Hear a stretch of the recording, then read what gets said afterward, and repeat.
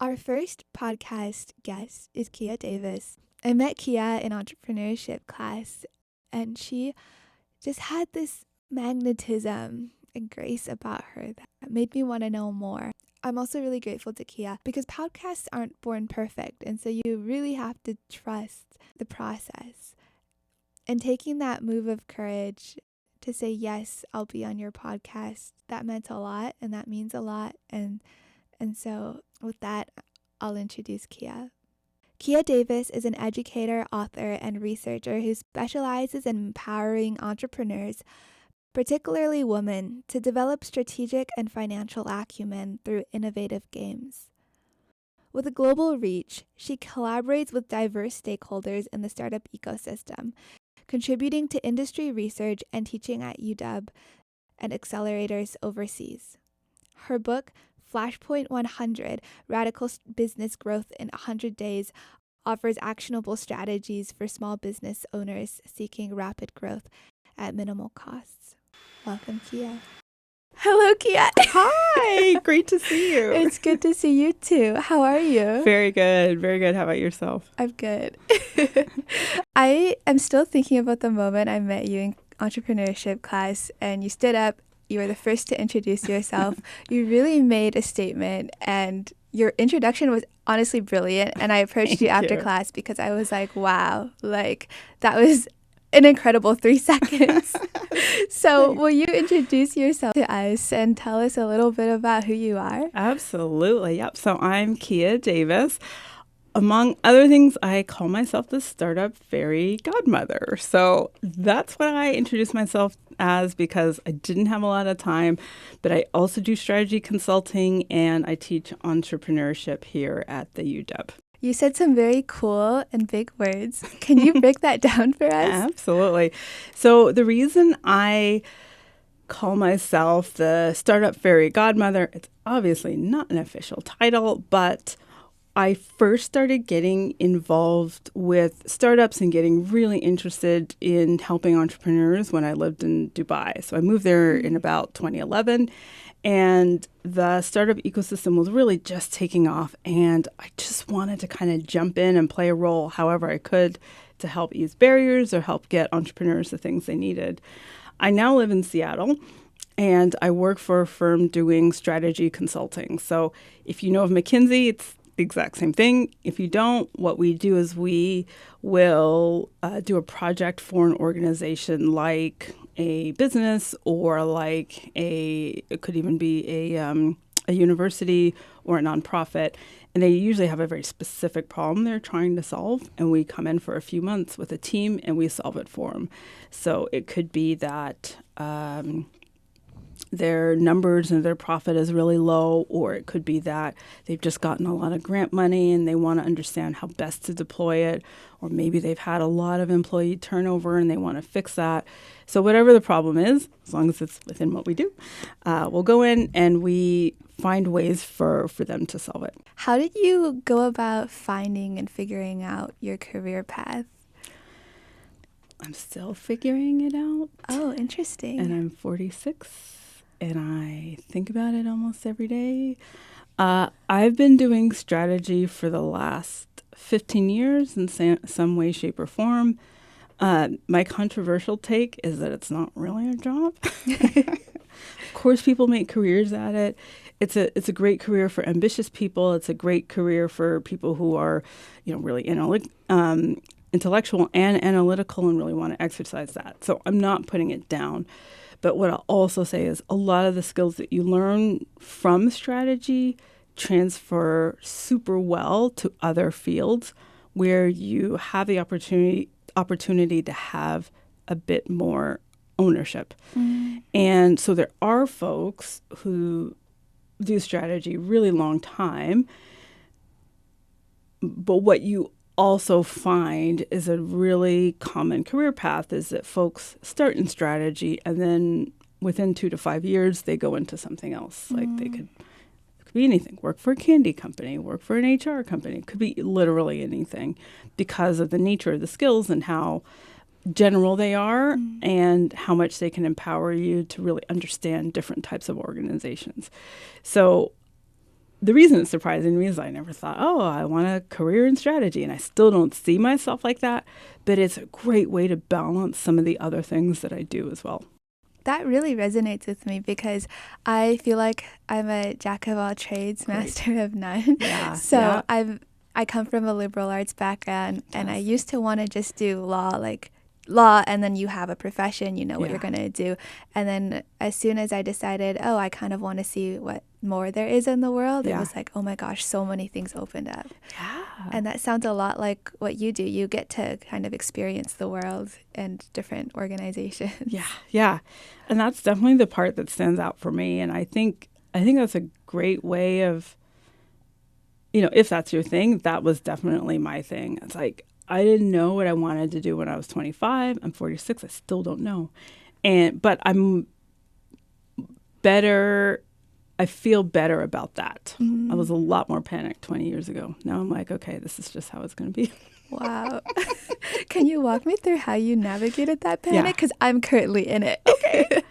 Honestly, I think that's good because what I found for me, when I look back, the times that I was most panicked or most worried or most freaking out, I had some of the best ideas of my life, or I had some of the biggest growth. Wow. And it didn't feel like it at the time. It felt painful. It felt like I was the only one I knew who didn't have it all together. When I was 25 or 26, I was unemployed, and I was, a bunch of my friends were getting married, or they were going to grad school, and I wasn't doing that yet. And I remember it was really funny. It was an Olympic year, and it just so happens there's an Olympic runner with my name. She was a track star, and we're almost exactly the same age, and our birthdays are like really close together.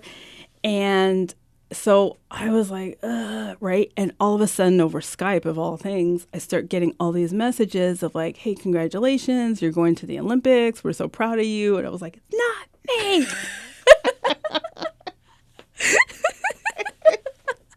And it just felt like the universe was rubbing it in, right? That's so funny. I'm so sorry. It's like the worst possible thing. And of course, I was like really happy for the other Kia Davis, but the timing was awful.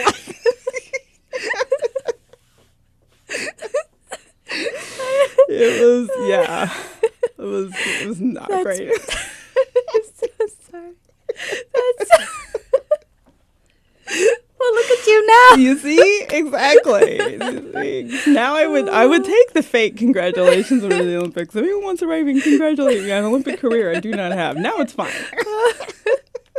Well, you're there. You're in a different type of Olympics now. Yeah, exactly, right? Wow. So that, did not. Now it's funny, right? At the time I was like, ugh, why? And what I now realize I was doing then was really just thinking about the next step. And I kept thinking like, okay, I'm going to do this next thing, and then I'm going to get some big inspiration, and I'm going to like figure it all out. And I'm going to pick something random, like be a novelist. Like I'll discover that I really want to write novels for a living, and I'll just be naturally good on day one, and it'll be fine. I think that's what I expected. Mm. And as it turned out, that didn't happen, but I did find things that interested me more and more. Mm. So I went to college at Yale, and then afterwards went to New York. And funny enough, there's a bit of dissonance when you've gone to a school where people feel like, oh, well, everything is set, right? You're going to be a lawyer, you're going to be a doctor, you're going to be an investment banker. And of course, I knew people who did, but my first job, I was making $23,000 a year. Wow. And in New York City. Wow. Yeah. And so I really felt like either life had passed me by or I'd made some horrible decision. And the funny thing is, now I look back and I go, oh, actually, that's great, because even though I made more money later, I understand what it's like to really have to budget literally to the penny.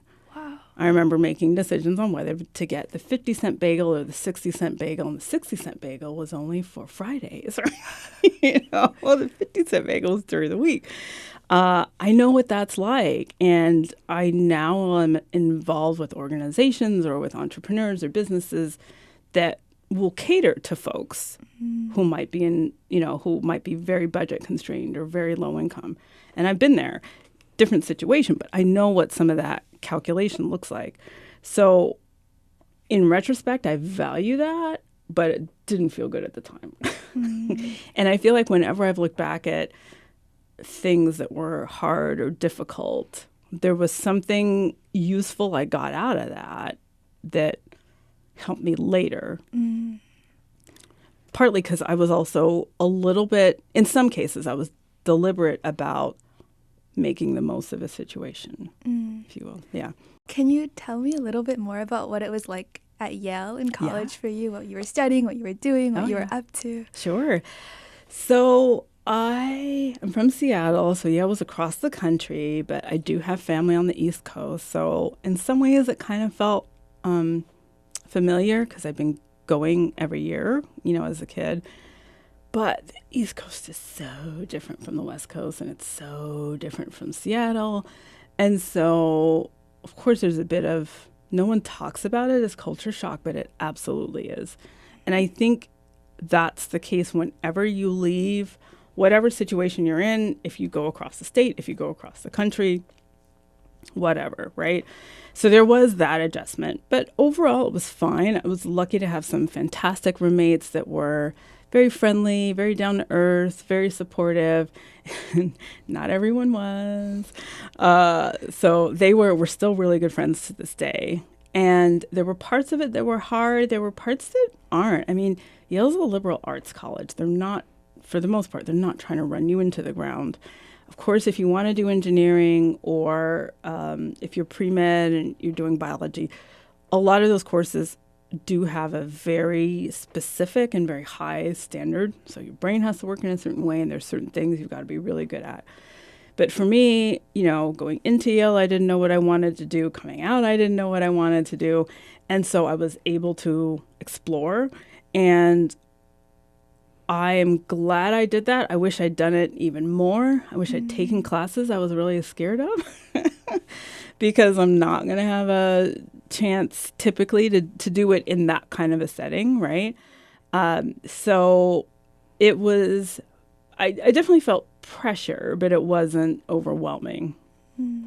But that was me. I mean, I'm sure other folks had other experiences, and they had, at least at that time, they had grade inflation.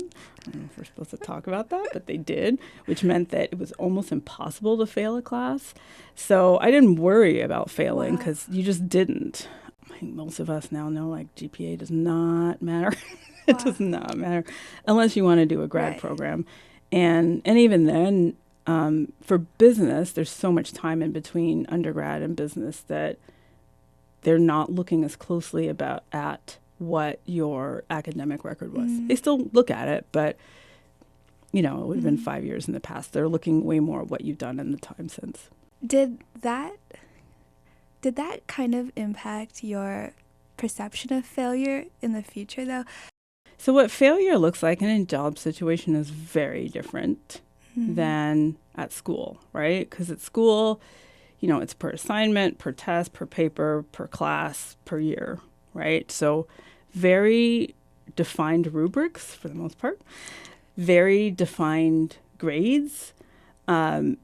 Your feedback comes in a very defined way, and the consequences are also very defined.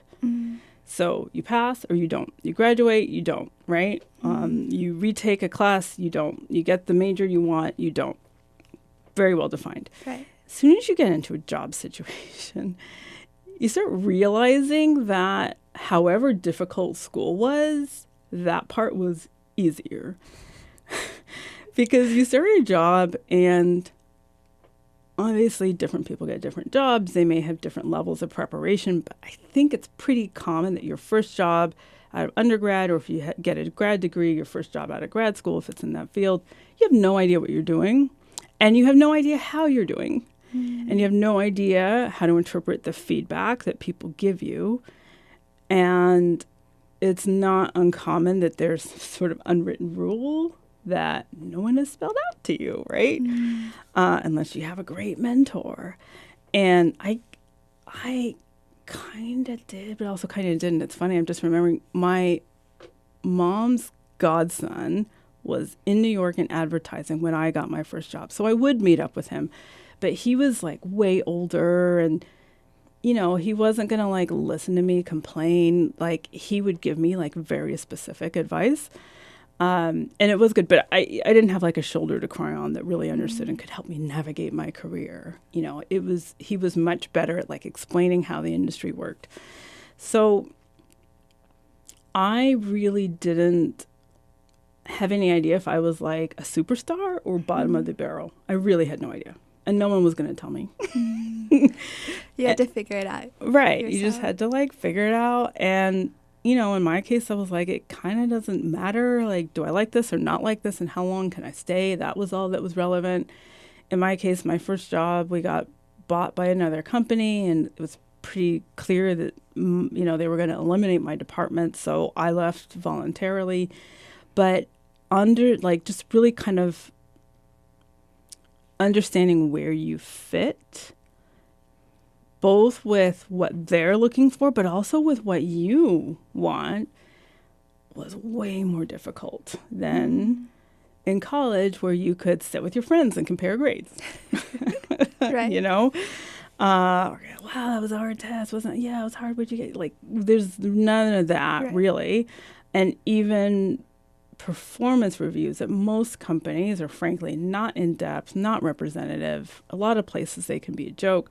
Personally think they shouldn't be, and really good companies do use those as a way to really give great feedback and really let people know where they stand. But 9 times out of 10, especially for more junior employees, they're not super useful. People just don't invest the time that I think they really should. So even that doesn't typically tell you that much. Did you also find yourself comparing to people who were making way more than you out of college? What was that like? Of course, because I still was in touch with like a lot of my friends, and we would hang out. And in the very beginning, that was all I knew in New York, besides my cousin who was older. So of course we'd hang out. And I remember I had like one of my college friends. Well, actually, there was a group of them who, all guys, all from like wealthy families also, and I think their parents had helped them get jobs.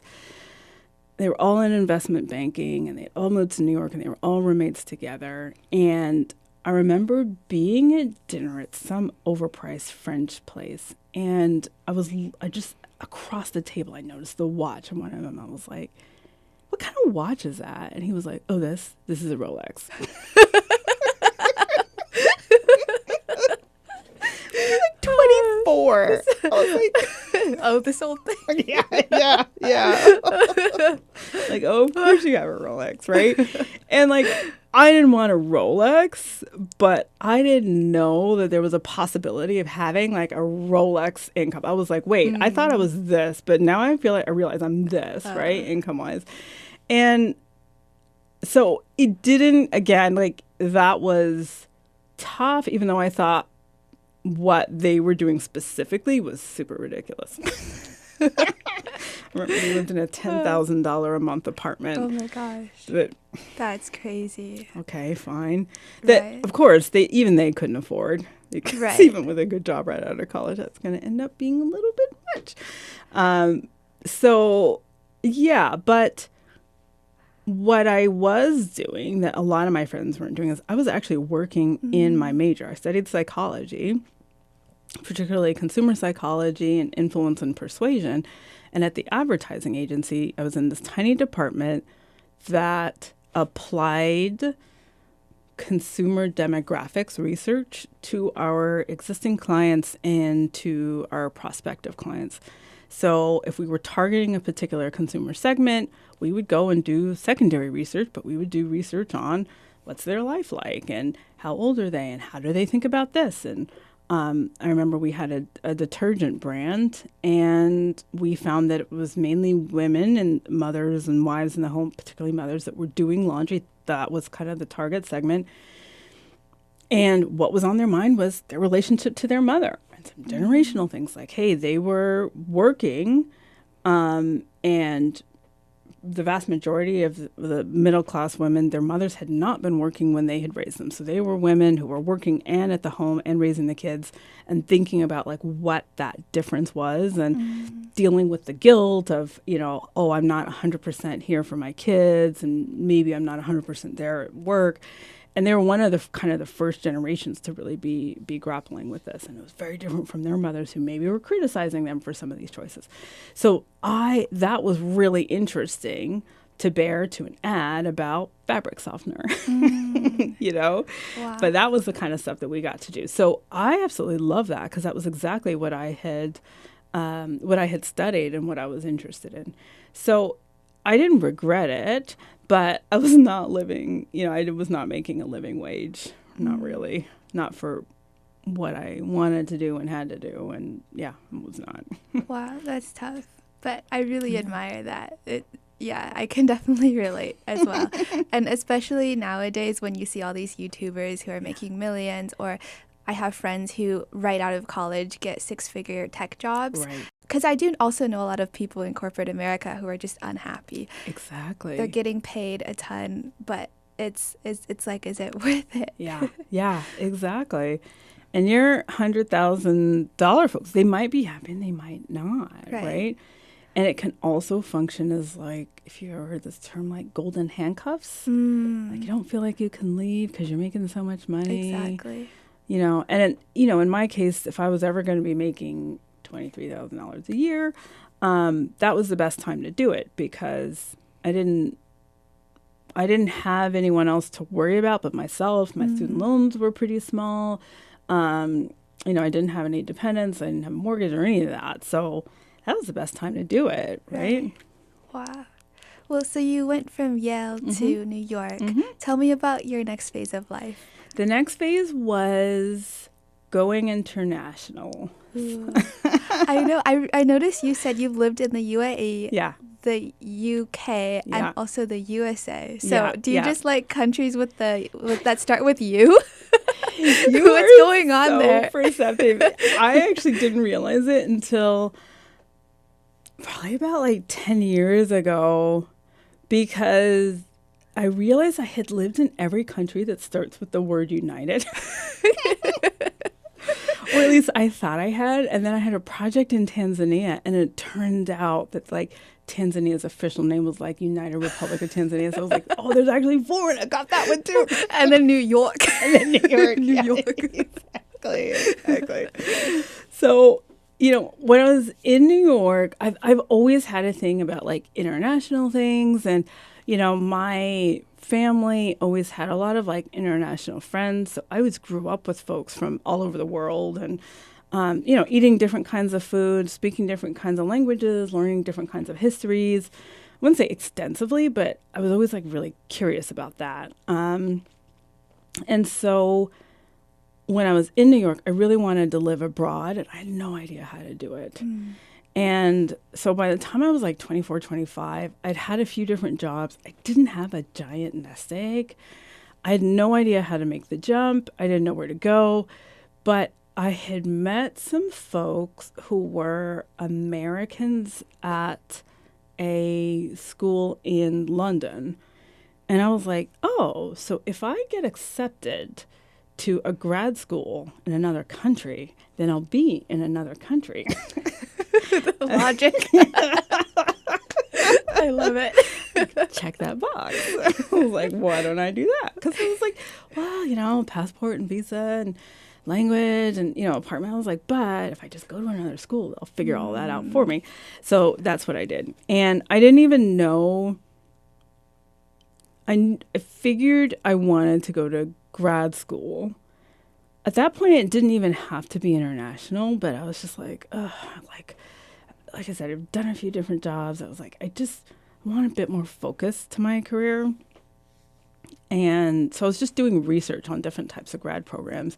I remember I decided to look at MBAs or business schools, and I was just reading the rankings, not because I wanted to see the top school, but I just wanted to see, like, when schools are ranked, what is the reviewer even looking at, right? So that'll kind of give me a sense of, is this what I would want to do or where I'd want to spend my time? Like, what does good look like, right? And does it make sense for me to try to like align to that?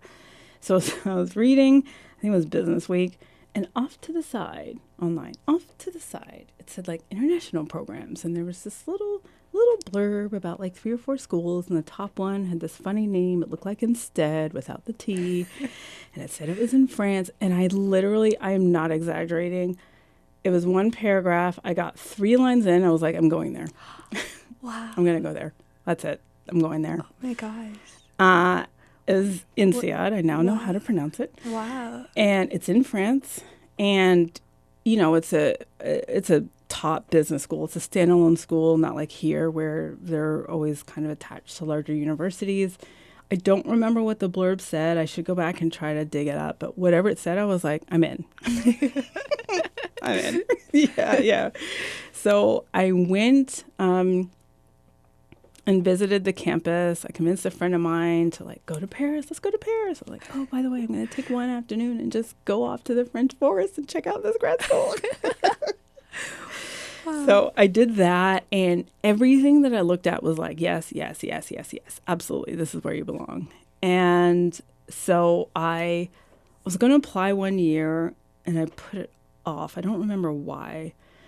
I was working. I was unemployed at one point, kind of when the application was due, and I was like, I don't want to apply while I'm unemployed. Turns out that's totally fine. But for me, I was like, I'm going to wait till next year. And I got a job, and it did give me just a little bit more time to prepare, because there's, you had to take the GMAT at least at the time. And there's like a language requirement. So it gave me a bit more time to get those things in place. And then I got accepted. That's incredible. And went. And the funny thing about INSEAD is they have, at the time, they had 2 campuses, so France and Singapore. And I just assumed everyone went to France or whatnot, but I get this letter that says, you're going to Singapore. And I was like, what? So I think that's what appealed to me, is not only was it abroad, but it was like a highly international setting. I just loved being in that environment and meeting so many different people and studying. And that one was the hard one. The studying part? Yeah. So Yale, I'm sure my first year at Yale was probably challenging. But again, there was, never this threat of actually failing. And you weren't actually in class that many hours. INSEAD was totally the opposite.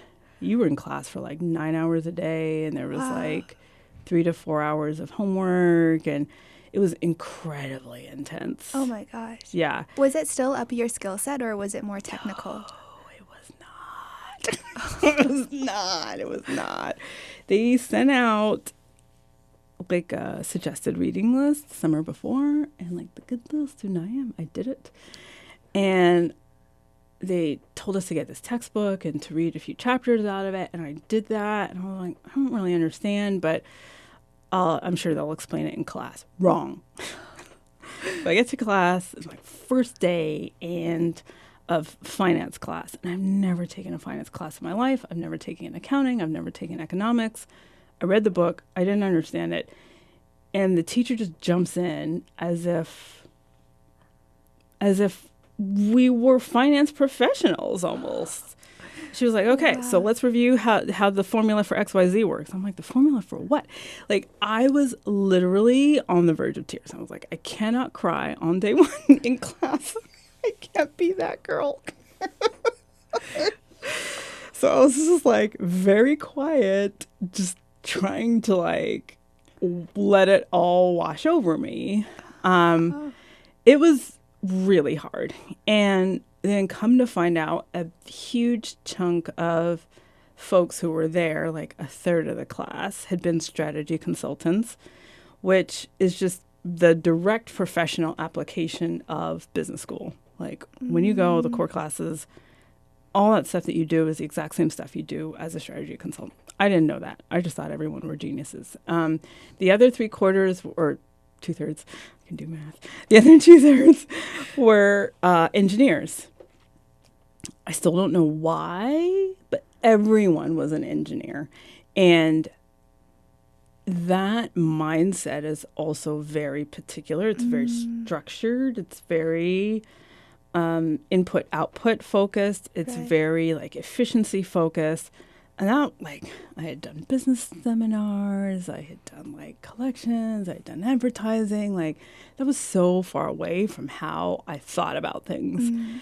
And so I was completely out of my element. Oh my gosh, how did you handle that? Being a million miles away from home, being in a completely different field of study. Yeah. Different way of thinking too. Like, I'm taking a coding class right now, and I'm like, I do not think like my brain does not think like this. I feel so out of my element. You know, it's hard. The short answer is I muddled through. The slightly longer answer is I probably spent more time on things than a lot of other folks did, because sheer willpower. Exactly. Willpower. I got lucky because most of the things for the first 4 months were like group assignments, and my group, the dean's list were 10%, the top 10% of the class. Our group there were 5 of us. 4 of them were on the dean's list at one time or another. Wow. So statistically, really unlikely. But again, their grade was my grade. So that really worked out. I was like, all right, do you guys need coffee? I don't know. I don't go on a donut run. Well, like, because you could almost see the steam coming out their brains as they're coming up with things, right? And I later learned, I was like, oh, well, they're either engineers or the strategy consultants. They've done it before. They were also they were super intelligent, but there was an element of like, they had just been doing it for like 2 years. Right. And so they knew how to break down, in business school, it's a case study method. So you take a business problem that's like an article that's written, and then they give you some data, and you got to take it and read it and kind of break it down and really understand what's going on and what data to use and what to ignore. And they knew this because they'd been doing it, and I've never even seen a case before. Wow. But I learned a lot, and I learned really fast because I had to. And then I got the hang of it. And of course, I felt like, what have I done? I don't belong here. Oh my goodness, at some point somebody's going to like discover that I don't belong here, that I was like, a clerical error. Oh, no. There's the other Kia Davis, the track star, was really meant to be here, not me, or whatever. I feel like imposter syndrome is a theme here. Exactly. I actually had never heard the term until, funny enough, one of my housemates highlighted it for me and was like, you undersell yourself a lot and you need to get over it. We heard of imposter syndrome, and I was like, no, why? And he sent me this article by it was like Harvard Business School called something like The Dangers of Failing Like a Fake. I still remember seeing it. It honestly changed my life because in it explains what imposter syndrome is, which in a nutshell is feeling like you don't belong, you don't measure up, you shouldn't be there, even when you are qualified. Disproportionately affects women, people of color, women of color, because traditionally we haven't been in some of these roles and spaces, right? So we don't always look like everyone else. We don't always talk like everyone else. We may have a different style. We might think differently. And his point with it was like, listen, you're smart. Why are you feeling and suggesting that you just don't have a right to be here with us? Like, you don't know this stuff, but you can learn this stuff.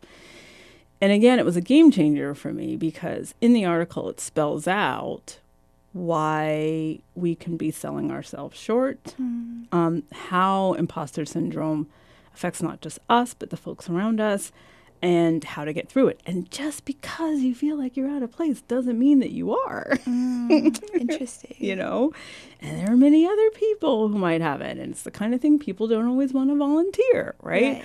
So again, it was, it was life-changing for me because I looked at it in a different way and I started feeling way more comfortable acknowledging that I might not know this or I might move or think differently, but I have a right to be here. Right. And I'll figure it out. And you assimilate. You become assimilate. the sum of the circle of people around you. Yeah. And you can just learn from others, So it was very difficult, but by the end, it was, honestly, it was fine. And what I also didn't know then is there's a lot to be learned by being in situations where you're way in over your head. And someone highlighted that actually INSEAD does this a little deliberately. They give you way more workload than can actually be done. Oh, interesting. Right? Yeah. Because what they want you to learn is decision making and prioritization and efficiency and productivity and all these things that are important in business or in any organization. But what they're doing is, I don't know if you've ever seen these videos of this controversial method of teaching newborns to swim. Well, they'll put a tiny little vest on them and then literally just yeet them into the water. You're so on point with the Gen Z vocabulary. Wow. And it is the most jarring thing. It looks super violent. The baby has this look like, what the hell, man? But then they just start swimming. Wow. And the reason they do that is they're trying to trigger the apparently newborn infants have this like natural impulse to swim. They just do, but it gets triggered by being in water. Interesting. And of course there's people there, and of course they're being held up, and of course they're not on their own. Of course it's in a pool, not the open ocean, right? But by doing that, they're really teaching the baby, like, oh, you know how to do this. And INSEAD was doing the same thing. Like, hey, you know how to do this. And it's not for us to prioritize for you or to, like, spoon feed you, but to give you way more than you can handle. And you make it through of your level of study and your level of learning and how much energy you want to put into it, how detailed you want to be. And that, your progress will reflect that. But it's really up to you. It's not for us to decide that on your behalf. So again, in retrospect, I'm like, oh yeah, that's good. At the time, I was like, this is hell. Wow.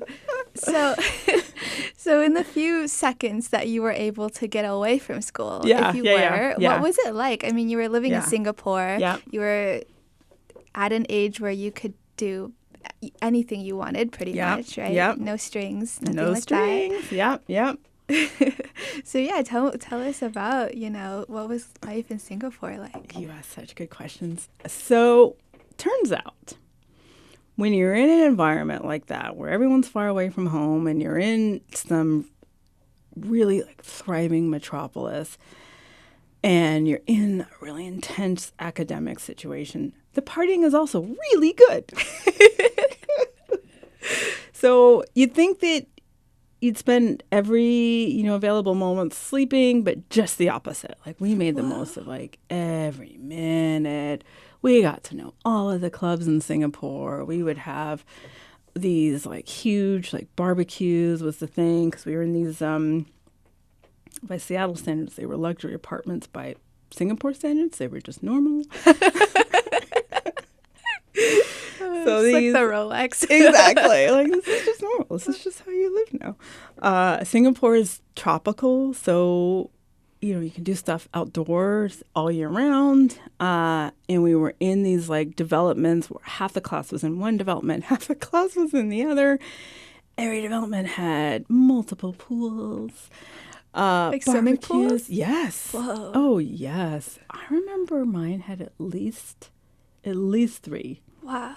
there was a jacuzzi pool and main pool. I think either like a kid's pool or like one that was hidden. So there was a lot of like communal space. So we would just meet and, you know, people would buy food. We would basically have just like barbecues and potlucks, like, I don't know, every other day. Wow.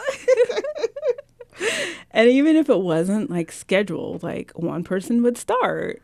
And then, you know, you had to walk by it to leave. And you'd be like, oh, hey, what are you doing? Oh, yeah, sure. Okay, right. And then next thing you know, there's like 30 people all around the pool just hanging out, eating dinner on like a Wednesday night, right? And then we would all go out to some other place or, you know, or go clubbing or whatever.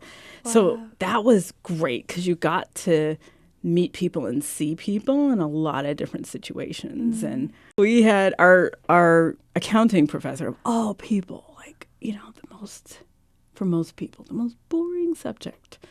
We had this really cool accounting professor who was this American guy, and he was this kind of giant guy and this real dry sense of humor. And, you know, he'd say, okay, you know, here's the situation. How would you account for this?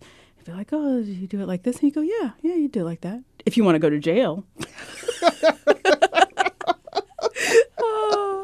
I still hear his voice in my head. Like, so funny. I can do, like when doing my taxes, like, oh yeah, maybe I can. Yeah. Do I want to go to jail? That's beautiful. So, right. Well, even the INSEAD professors, they have a lot of personality, which is good. Wow. And we had some party where he like came along with us, and we had this weird tradition of like throwing people in the pool, and we threw him in the pool. If you want to go to jail. Right. And like he was fine with it, but the administration sent out an email and like, despite feeling like a fish out of water, I also felt really supported, which was nice. Nobody made fun of me. Nobody, you know, made me feel ashamed. Nobody tried to like one up me of like, oh, well, you went here, I went there. Like there was none of that. Oh, that's amazing. Right. So that was great. That made it easier. Did you have a lot of close friends, or was it more of like acquaintances, or even did you come across any relationships? Oh, yeah. Yeah, I did date one guy while I was there.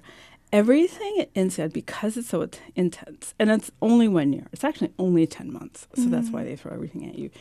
Everything is at a 10 all the time. So the academics, you know, the partying, the relationships, everything. Even the travel is at a 10. My gosh. And so you would become friends with somebody, and then they would just be your best friend. You know, you can't live without each other. Like, you know, you would date someone that's like, I'm more in love than I've ever been or ever will be in my whole life. Like, everything is just, like, off the charts. So it's probably not psychologically safe. That's fine. It's funny because, like, at graduation, I remember everybody was, like, bummed out that was going to be the end. So many people were like, this is the best year of my life. And you're like, don't you have kids and a wife? Surely there's been other high points. But yeah, the relationships are really intense. And I think that's pretty common of most business schools. Maybe of other grad schools as well. I don't know. I just had more friends who went to B schools. So I was terrified of, like, you know, accounting and finance. And the classes were scary, but I got through them. I was with a bunch of other people. And you made so many friends that you don't feel alone. You feel supported and like you can do it. So I know of folks who are kind of scared of doing it because they're like, oh, I would never be able to make it. Like, oh, yeah, you could. Of course. You can do it. You can do it. That's the thing. Yeah. You could do it. I mean, it's just cool because it's like the whole time you're talking about all these different disciplines. Yeah. But I feel like at the root of what you were learning, it was how to adapt and how to be in a new environment and learn anything. It's like, because learning is a skill. Yeah. That's an excellent point, because after that, I did find myself in a lot of different environments, and I sought it out, right? It was nothing that was forced on me. I did seek it out, but I did feel like I could do it. you know? And it wasn't a big deal to move to another country where they don't really speak English. Yeah, that's fine. Wow. You're built different. But so you graduated.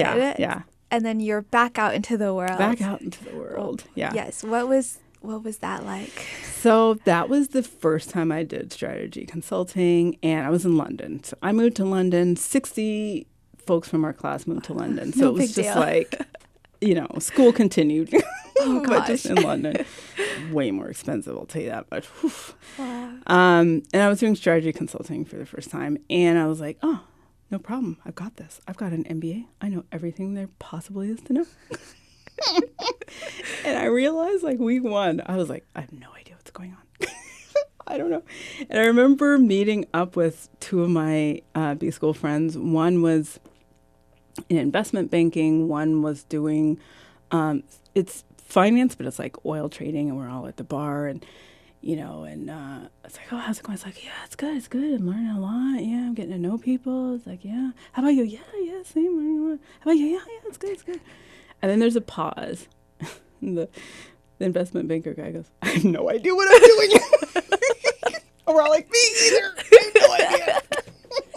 That is so funny. And the oil trader guy was like, I screwed up so bad the other day. I bought a container ship of refined oil and sent it to a refinery. I didn't catch the mistake until they were actually loading it up. Thankfully, I caught it. So it's like they were probably so confused. Why are we sending it back? And we just, but it was like great to have people to just be able to acknowledge, like, I don't know what's going on. Nothing that anyone is saying makes any sense. But again, that's fine, right? And now, like, I learn and I kind of, like, laugh about it because I have to keep myself from talking like that. Because, for instance, I'm working with an intern now who's really smart. And she'll say things like, Kia, what does that mean? I'm like, oh, that's right. Normal people don't say that. That's right. Thanks for that reminder, right?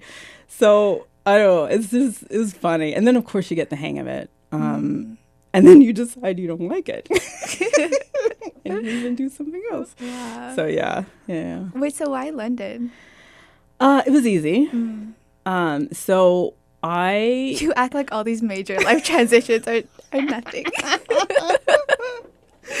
Well, when you're an English speaker who is leaving, like, the French forest, yes, London is easy. I was like, wait a minute, I'm from Seattle. Why have I traveled halfway across the world to be in the exact same kind of weather? I could have gone anywhere. Why am I looking at rain every day? Like, what have I done? So that's when I was like... And then you moved back? No. Oh, the story continues. Yeah, then I moved to Dubai. Oh. So I'll be the first to say I'm super lucky. Things have worked out in ways that were just incredibly fortunate because I was at Visa Europe, so it's a payments company. And by then I knew I wanted to do something in entrepreneurship. I didn't know what. I had visited Dubai and I had fallen in love with it. My friend and I had gone, and like by day 2, like I was like, oh, I gotta live here. And so, first thing was like I quit my job at Visa, and I did a project in Nairobi, Kenya, like an NGO volunteer project. So I had a friend who had done it and raved about it. It's an organization called TechnoServe. They do really great work. And so I did that for 3 months. And I was like, NGOs are just not for me. That's just not how I wanted. But I still learned a lot. I really love East Africa. And I was like, okay, so my contract was coming to an end after 3 months. And I was like, well, where am I going to go? What am I going to do? I was like, I want to move to Dubai, but I don't know how that's going to work because I want to do entrepreneurship stuff. And I have a payments background and I'm in Kenya. Like, how am I going to make that switch? Oh, so you were in Kenya? Yeah, I was in Kenya. Yeah. Wow. Yeah. For a year? For 3 months. Oh, 3 months. Just for 3 months. Yeah. Wow. I loved Nairobi. I loved it. That was fun. There, it was easy to make friends. I was there for 3 months. I made friends there. I'm still friends with to this day. That's amazing. Wow. Yeah. So I'm in Kenya. It's 2 weeks before I'm due to leave. And I'm like, oh, where do I go next? And I go to this networking thing. My friends and I do. And I leave. And these 4 French guys show up. And so my friends and I were sitting there. We're just chit-chatting with them. And one of them, I was like, oh, what do you do? And he's like, oh, I run a payment startup in Dubai. I was like, what? I was like, do you need me to come work with you? He was like, actually, yeah, I do need help. I was like, yes! Let's go. And then, so like, I agreed to go to Dubai, and this was like in May. And then I had a INSEAD reunion coming up because it had been 5 years. So I go to the reunion, and I was like, the problem is I don't want to go to Dubai in May. It gets really hot in the summer. And I think I had sort of originally told him, like, oh, I'll be there in July. I was like, I don't want to do that. I don't want to go move to Dubai in July. I was like, I don't know where I'm going to go. So I'm having this discussion with some friends, and one of my friends lives in Ecuador, and he's like, oh, well, if you don't want to go to Ecuador in July, why don't you come to Ecuador? Like, I have some stuff that I want to develop for my business. He had a food company in Ecuador. I was like, I'm going to do that. So he was the first entrepreneur I really worked with, and I just went and kind of sat in the business. And, talking about being adaptable, I had studied Spanish, and I'd had to, like, take a test at INSEAD because there's a language requirement.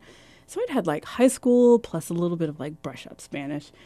And he and I met up in the U.S. For some sort of trade show or something. And so we were flying to Ecuador together. And we were at the airport, and he goes, oh, I should also let you know, I'm the only one in my company that speaks English. I was like, what? What? You're telling me? I'm like, we've been talking about this for months. You bring this up at the airport? What are you talking about? He's so like, but don't worry about it. I'll give you Thursdays off, and you can, like, study Spanish or whatever. So funny enough, that's what I did. And yeah, he was absolutely right. No one else spoke English. Wow. So I would speak to him in English, and then I was working with, various people, but obviously my Spanish improved, right? Wow. But it was jarring, but also really fun. And I will say, if you're ever trying to, like, control calories or, like, watch your diet, do not work for a potato chip factory. Just don't do it. It's the one piece of advice I'm going to give. Don't do it. I love that. Because it is really hard. Yeah, like, what is it? They would bring up, like, the rejects or whatever, right? So the things, like, when they'd fuse together, whatever. But there was always, like, potato chips around. And also you just, like, smelled it. Like, we were actually over the factory. The episodes were just smelling like potato grease, which is so delicious. It is so good. I used to never snack until I started coding class. And then I'll, like, sit at the computer, write 0 lines of code. But within, like, 2 hours of sitting and staring, just, like, eating potato chips. Exactly. They're addictive. They're so addictive. Wow. Wait, so which country was this? This was Ecuador. Okay, This was Ecuador.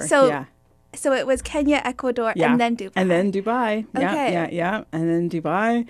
And with Dubai, so I was in Ecuador for like 4 months. In Dubai, I was like, okay, I'll try it out for a year. At the most, I'll be there for 2 years. Somehow I ended up staying 8 years. Wow. But I mean, obviously it worked out. And for whatever reason, Dubai was where I felt the most at home. Interesting. And people ask me why. I was like, it's completely the opposite of Seattle, like, because it's, it's very flashy. Seattle is not. It's hot. Seattle is, cool or rainy. There in Dubai, when it rains, people take photos and videos and they post on social media. Go, oh my goodness, look, it's raining. I was like, okay. In so many ways, like, sort of the social culture is completely different than here. How so? Folks there are way more image conscious than here. And I remember like there was a group of us. Oh, and it's really easy to meet people, make friends. So there's a group of us girls that would all hang out. We would do these kind of like ladies' night get-togethers. And one time we were like, you know what, we're just going to go to the movies. So we're like, hey, we're just going to the movies. We're not dressing up. Just going to the movies. That's it. Just the movies. One of my friends shows up in full makeup and stilettos. Like, we're at the movie. She's like, I can't help it. Wow. So people there, you know, all the stuff you hear about bling among the expats, right? So kind of like folks who are professionals, like that is absolutely true. And you can get yourself into so much like financial trouble there, just keeping up with the Joneses or whatever. Another thing I remember is I lived in a shared house for a lot of the time, like different ones, but I'm on the street and this Maserati pulls up next to me. I'm like, okay. And the window rolls down and it's my roommate. I was like, wait, you drive a Maserati? And she goes, no, I just had like friends coming in for the weekend. I'm like, you rented a Maserati for friends coming in for the weekend? She's like, yeah. I was like, okay. Damn. My friends don't expect that. I know. But that is a little more the culture, like, oh, I've got to show out and impress and whatever. Funny, I found it interesting to observe, but it wasn't me. And yet I didn't feel like displaced by it. Like I just didn't participate. I was like, I took the bus. People thought it was really strange for taking the bus. I took the bus because the bus was really cheap. It was 80 cents. I was like, this is such a good deal. Right. I took the bus. Yeah, right? Do there people take taxis? I know a lot of people that take taxis to work every day because believe it or not, that's affordable there. That's crazy. Dubai is very affordable. So we've talked a lot about place. I kind of want to bring our conversation back to you. Yeah, sure. And I'm wondering what place, like, if there's a moment in your life where you felt like you were, I mean, you talked a little bit about this too, but a moment in your life where you felt like you were really in the trenches or experiencing some sort of failure, and how, you know, because we've talked a lot about the highlights, and I'm wondering what some of your darker moments have been and what that was like. I'm really glad you asked me that because you're absolutely right. I think there's less of a tendency to talk about that. So as much as I loved traveling, whenever I would first move someplace, it was really hard. It was really hard. So I remember when I moved to Nairobi, I was in this like company apartment. I was all by myself.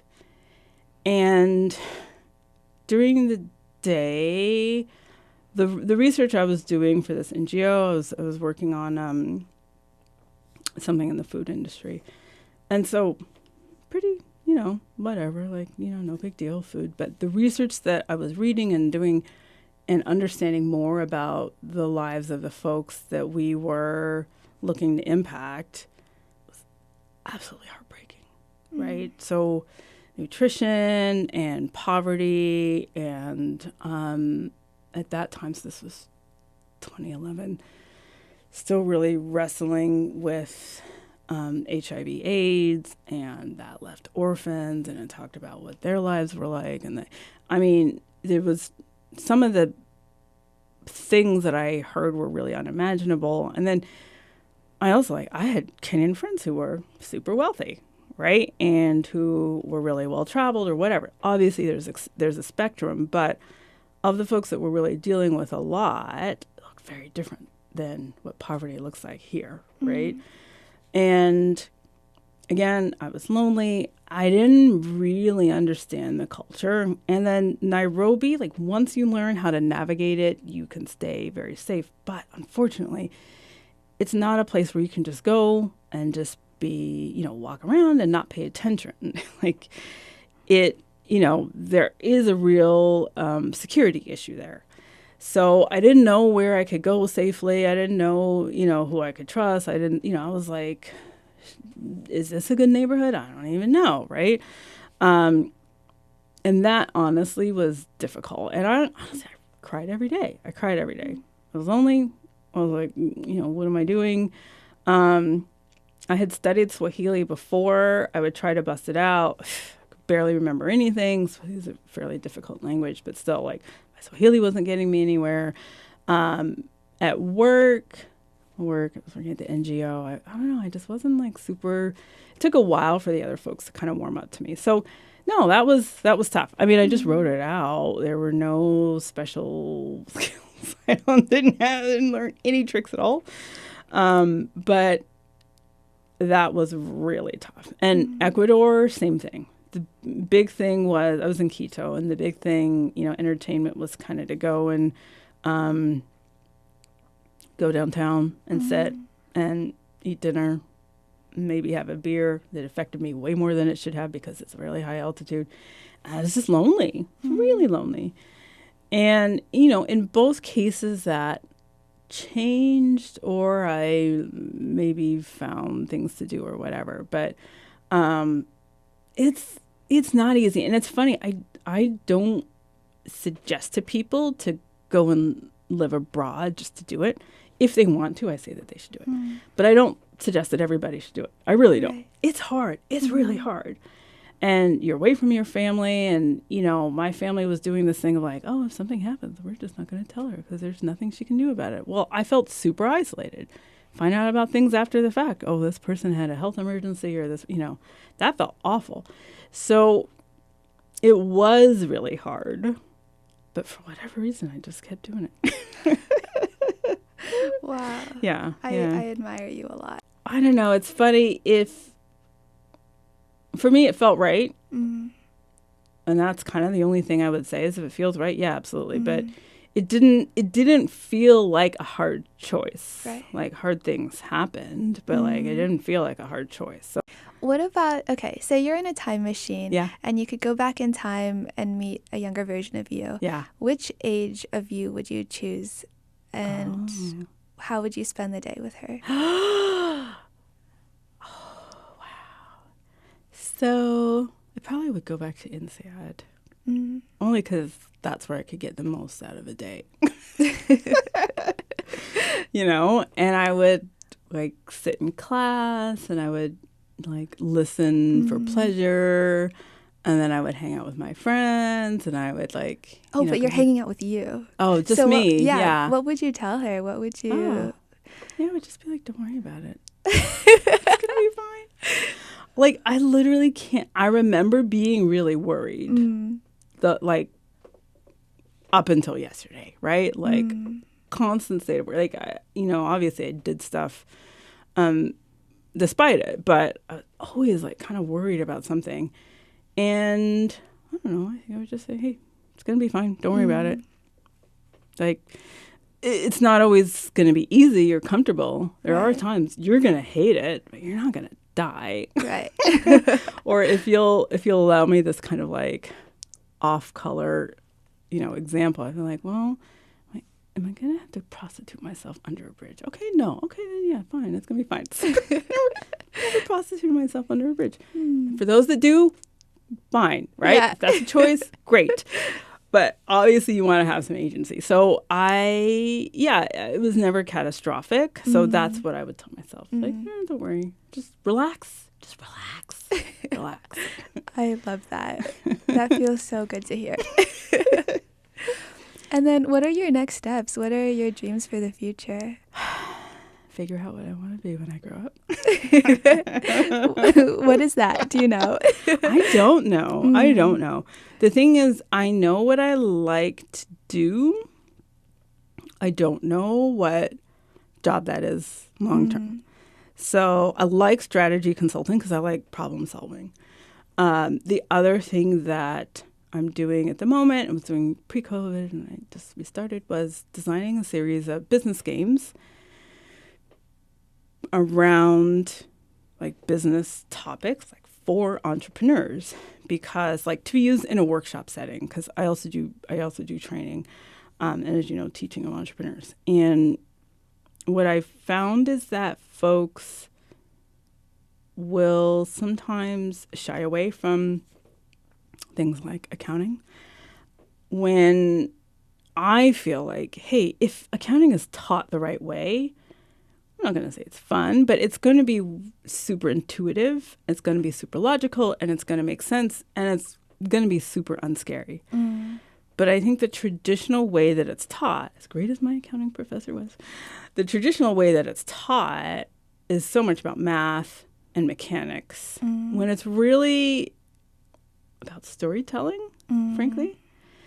And I think if we can shift that, then folks will approach it in different ways. So, for example, I have a lot of games around that.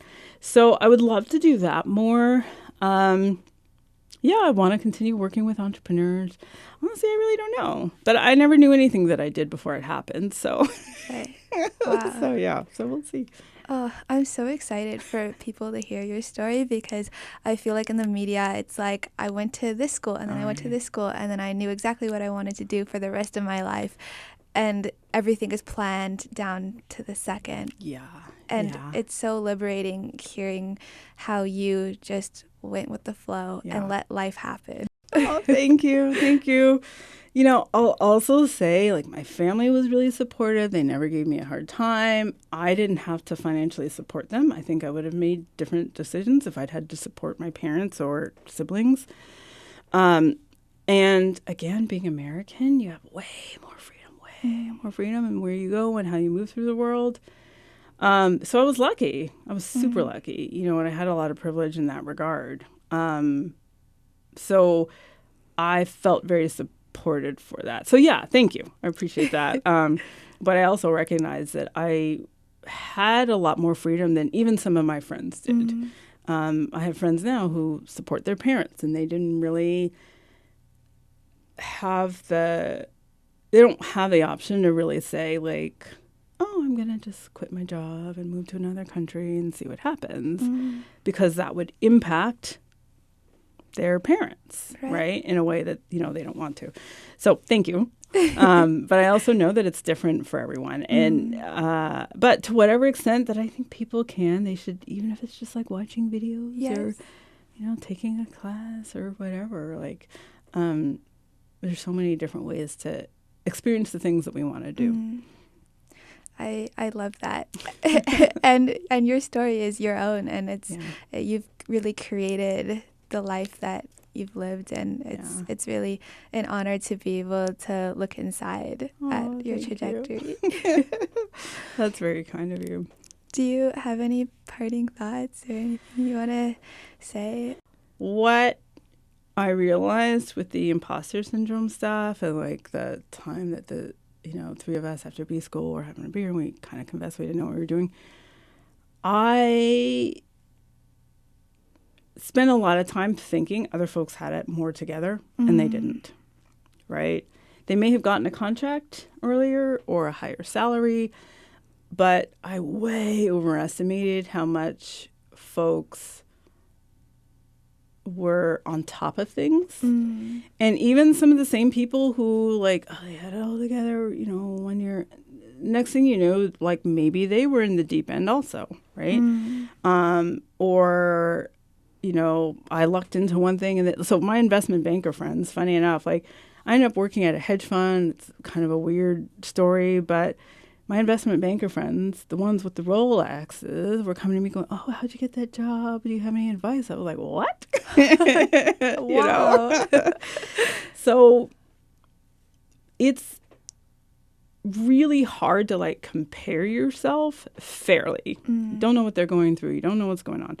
And so you just really kind of have to, everybody has their own path, and people say that and they're going to ignore it. But it's true. And putting a lot of pressure on yourself because someone else did something else is really unfair. I'll also say at the age of 46, I was diagnosed with ADHD. I had no idea, mainly because I didn't know what it was.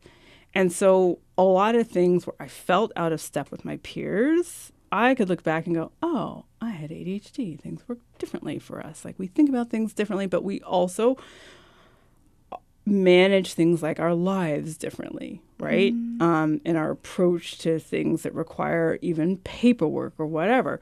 And so it was totally unfair for me to try to compare myself to this person who, picked a career early on and stayed with it the whole time. Like I just didn't have the cognitive equipment to do that in that way. Right.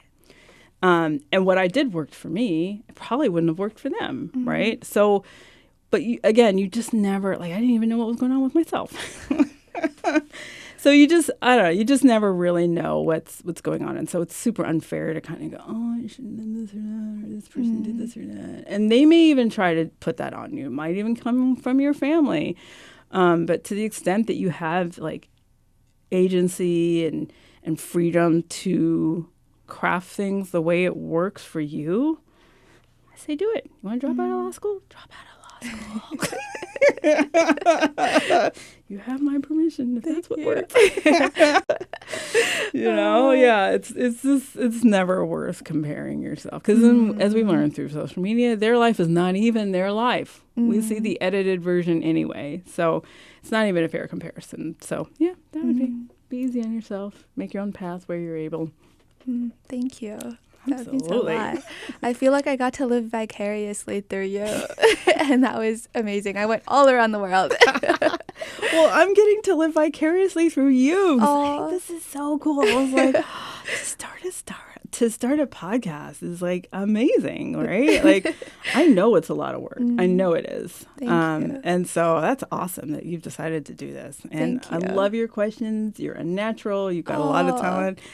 I'm serious. I listen to a lot, and I can tell your questions are excellent. Excellent. Well, you're an excellent guest and an excellent, articulate, entertaining, humorous speaker. So Thank you. Thank you so much for being on my first podcast and Thanks episode. for having me. This was a lot of fun. This was really a dream come true for me. So it means so much that you're here. Oh, thank you. I appreciate that. And I look forward to listening to all the episodes. I'm going to put them on. They're going to be on my list. I'm going to follow for sure. Yay. Thank you, Kia.